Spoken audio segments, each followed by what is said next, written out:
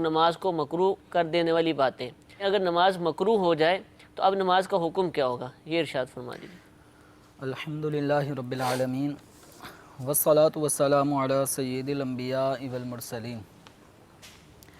نماز کو بعض افعال ایسے ہیں کہ جو نماز کے اندر کراہت کا سبب بنتے ہیں، یعنی کراہت کا مطلب ہوتا ہے ناپسندیدہ کام، ان کاموں کے ارتکاب کی وجہ سے اس آدمی کا یہ عمل شرعاً ناپسندیدہ ہوتا ہے۔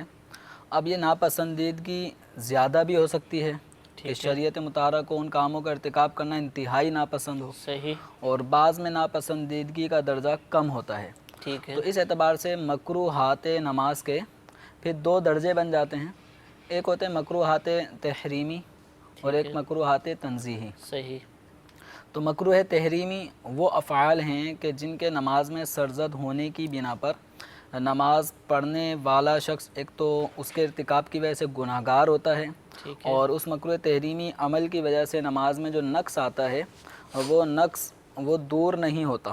ٹھیک ہے، اب دور نہیں ہوگا تو جو نماز میں نقص آیا اس نقص کو دور نہیں کیا جا سکتا، سجدہ سہو بھی نہیں ہوگا بعض صورتوں میں، تو اب اس نماز کو پھر دوبارہ سے نئے سرے سے اس کا اعادہ کرنا ہوگا، ٹھیک ہے، یعنی دوبارہ سے اس نماز کو پڑھا جائے گا صحیح، تاکہ اس نماز میں جو نقص آیا تو وہ نقص دور ہو جائے۔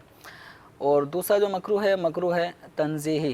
ٹھیک تو ہے، مکروہ تنزیہی یہ اس سے کم درجے کا ہے۔ مکروہ تنزیہی کا اگر کوئی ارتکاب کرتا ہے تو گناہ گار نہیں ہوتا، صحیح، اور ایسی نماز جو مکروہ تنزیہی کسی فعل کے ارتکاب کے طور پہ ادا کی گئی ہے تو اس نماز کا اعادہ دہرانا بھی واجب نہیں ہوتا، لیکن اس کا اعادہ مستحب ہے صحیح، کہ انسان اللہ تبارک و تعالی کی عبادت کر رہا ہے اور عبادت الہی بجا لاتے وقت ناپسندیدگی والے امور کا بھی ارتکاب کرے ٹھیک تو ہے، یہ اچھی بات نہیں ہے۔